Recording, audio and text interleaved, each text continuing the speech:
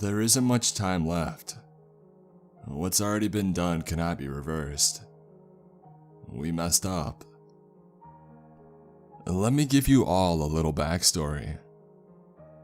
I'm not able to disclose my name in fear of outing myself to higher authorities, looking to cover up what had happened in Antarctica. Just know that I was a part of a research team tasked with investigating a series of seismic disturbances, which was affecting the local wildlife within the Wilkes Land region of Antarctica. I was a miner, sent to decipher what exactly was causing these disturbances, along with my excavatory team of miners and seismologists. I'm not able to disclose their names as well, but for clarity's sake, we'll call them Beck, Liam, and David. Beck had been a colleague of mine for years and we had grown to become best friends. Liam and David were two seismologists from Stanford University who were called in for the expedition. The details of why we were chosen aren't really important. It was supposed to be a normal scientific expedition with zero excitement. Just another job that I had to do that would give me a considerable amount of money afterwards. My first hint that something was off was that when my team and I were loaded onto the transport to head to Wilkes Land, we noticed that 2 military Ospreys were docked with our transport. "Did they ever tell you why we've got 2 platoons of soldiers coming with us to dig through ice?" Beck asked, his brow raised with confusion. "We've never been on an expedition this official before, and they might just be taking precautions," I assured, though I knew that that wasn't the case. Something still felt off. "I still don't understand why a few earthquakes warrant the need for military involvement though. I don't like it," Beck said. "You'll like it after we get paid. 20 grand, man, you can't pass something like that up," I said. God, was I foolish. Once our team of 20 miners were assembled, Beck and me included along with our 2 seismologists, we set off for Antarctica. The ride there was quieter than I had expected. Some of those men I had worked with for years and they were never this quiet. I could tell that they also felt that something was off. I had no idea how cold it would be when we touched down in Wilkes Land. Being used to the Colorado mines, I was no stranger to some very cold weather, but that didn't prepare me for this. We set up camp about a mile from where the disturbances were being traced. Liam and David set up a seismograph and waited for the activity. "You know, it just occurred to me," Beck said. "Why would they need a mining crew for something like this? And the military? Why are we digging for earthquakes? Nothing is making sense." Beck had a point. None of it did make any sense. At that point, I didn't care though. We were getting paid 20 grand for doing this. While I was pondering Beck's statement, I was interrupted by an unfamiliar voice calling my name. I looked back to see a man outfitted in assault gear with a rank insignia plastered on his chest. "Sorry for just now introducing myself. We were supposed to meet before taking off, but we were cut for time. My name is Colonel Marcus Anton, and I'm tasked with leading this expedition," said the man. I paused for a moment, and then I asked him why the army escorted us on an expedition to dig for earthquakes. His reply sent shivers down my already freezing spine. "The seismic activity that we're picking up isn't a series of normal earthquakes. They're rhythmic. We have reason to believe that something is under the ice causing the earthquakes. Your seismologist buddies are only here to confirm a few suspicions of ours, but we need you and your mining team to find out what the hell is under the ice," explained Anton. "So the army is here because whatever is under the ice might want to kill us." "Well, that's comforting," Beck said, growing more and more wary about the expedition. It's just a precaution. Don't let our presence intimidate you. We're just here to keep you safe," reassured Anton. Since it was getting late and the sun was setting, we decided to travel to the center point of where the earthquakes were taking place in the morning and start the excavation from there. When we arrived at the location the next day, we were greeted with a colony of penguins standing in the circle right in the middle of ground zero. They looked as if they were pecking at the ground, attempting to unearth something from beneath the ice. "How much you want to bet that it's aliens?" I said to Beck, attempting to calm his nerves. Beck just looked at me. His face looked paler than normal. "Don't joke like that, man. You know how superstitious I am. Words have power," Beck said. We shooed away the penguins and we started to set up the dig site. Just as we were about to start, we felt a deep rumbling within the ground. The ground was pulsating at a steady tempo, and then it abruptly stopped. David said that the seismograph was showing wave patterns that matched each other exactly and were spaced perfectly. This only confirmed Anton's suspicion that something foreign was under the ice. We started digging right where the penguins had been, hoping to find what was causing these waves. 3 hours had passed until one of our miners had found something.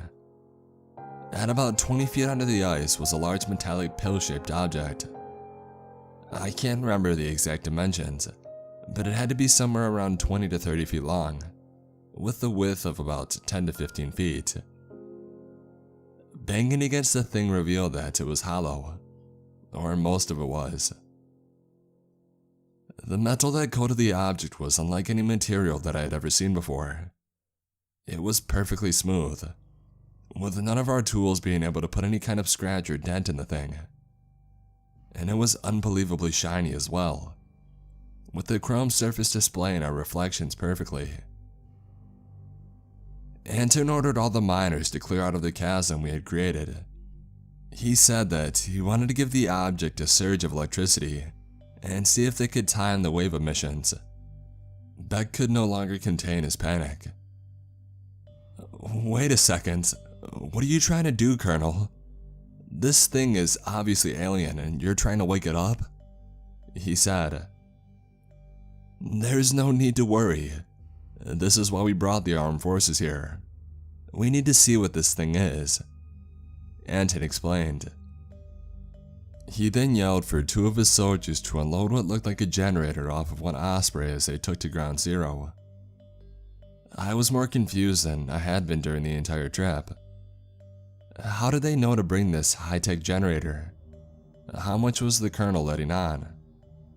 If they knew this much, then why was a mining team of 20 men who were local to Colorado vital to the mission? My thoughts were interrupted by the sound of an electrical discharge. The seismic waves began again. "They powered the damn thing," said Beck. The rhythmic waves became faster. The ground was shaking more violently now, with Beck and I struggling to keep our balance. The waves at frequency increased in speed by tenfold, until it suddenly stopped again. Looking back, I wish Beck and I had got a head start and ran when we had a chance. The entire Antarctic was dead silent for what felt like an eternity, but in reality probably only lasted for a good 10 seconds. And then it happened. It's hard to describe, but I'll do my best to convey what the hell came out of that chasm. It was an arm. The arm was eerily human-like but had 3 fingers, and had 2 elbow joints instead of 1. It was metallic in nature but fluid. It's hard to describe, but think of when gallium is placed in water, and then the metal turns into a liquidized state. That's what the surface of the arm looked like. What looked like wires peppered the surface of the arm, which were active and constantly convulsed in odd patterns. The massive arm grabbed the ground and clenched its 3-fingered hand. 3 more identical appendages erupted from the chasm and proceeded to hoist the monster from its icy tomb. It was massive. When fully emerged, the thing stood about 50 feet tall. How it managed to fit inside its comparatively small capsule is beyond me. Its body consisted of what looked like a torso with an exposed ribcage, 12 wire-like appendages protruding from the bottom. At the end of the appendages were red lights, which I assume were its eyes. Each eye acted independently, surveying the area by whipping around in every direction. Beck and I were a considerable distance away from the chasm after being ordered to evacuate earlier. Anton was with the soldiers at the chasm when the generator was activated. Their efforts to fight the thing was useless. What it did to them still gives me nightmares. The flailing wires that peppered the thing's legs seemed to extend at lightning-fast speed. Each one targeted a different soldier and instantly impaled them. The beast didn't even need to move. It just stood there while the wires did the dirty work. Anton got it the worst. The thing seemed to take special care in wrapping 2 of its wires around Anton's waist and then proceeding to rip him in half. After it slaughtered all of the soldiers effortlessly, it went for the Osprey and used its wires to plug into it. Beck and I, half running away and half entranced by this thing, watched as it seemed to fiddle with the plane's mechanics. All of a sudden, the top of its torso opened up. Out of the opening came what sounded like a combination between a screech and a series of beeps. It was loud, very loud. Beck dropped to his knees, holding his ears in pain. The screams were almost rhythmic, like the seismic waves it had produced underground. I propped Beck up on my shoulder and I ran towards the direction our transport was stationed, hopefully outrunning whatever this thing was. I looked back to see the monstrosity raising one of its slender legs into the air. For a moment, I was puzzled, until it brought its leg down on the icy tundra, causing a shockwave of monumental proportions. Beck and I were caught in the ensuing wave. The last thing I remember seeing was a wave of ice and snow, and then came total darkness. When I woke up, I was in an unfamiliar hospital room. An older man in a suit was waiting in a chair next to my bed. "You're damn lucky to be alive. You and one of the seismologists were the only survivors," said the man. "But Beck, he was just with me. Where?" I was cut short by the man. "Your friend's body was recovered a couple of yards from where we found you. He didn't make it. I'm sorry," said the man. "How did you find me?" I asked. "The seismologist that had survived made it to your transport and told the pilot to call for backup. We found you about a half-mile from it," he said. "Do you know what that thing was? Why were we sent to dig it up?" I asked. "We'll explain everything to you when you heal. Until then, get some rest." Eventually, I learned what we had discovered was a biomechanical weapon that was alien in origin. They're now calling it the Shock Strider, in reference to its multiple abilities revolving around seismic waves.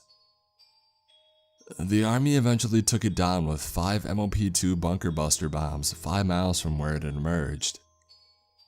This would have put me at ease until I learned one of the last haunting facts. When the Shock Strider grabbed the Osprey with its wires, it proceeded to hack into its communication systems. We don't know how, but the thing had managed to send multiple frequencies into deep space, with the shrieking noise that it emitted. To all of you reading this, I want you to look around. Look at the lives that you live, and make the most of them while you still can. The thing that we unearthed in Antarctica knew it couldn't take this planet alone, so it called more of its kind to help. There isn't much time left. There are more of these things out there, and they are coming.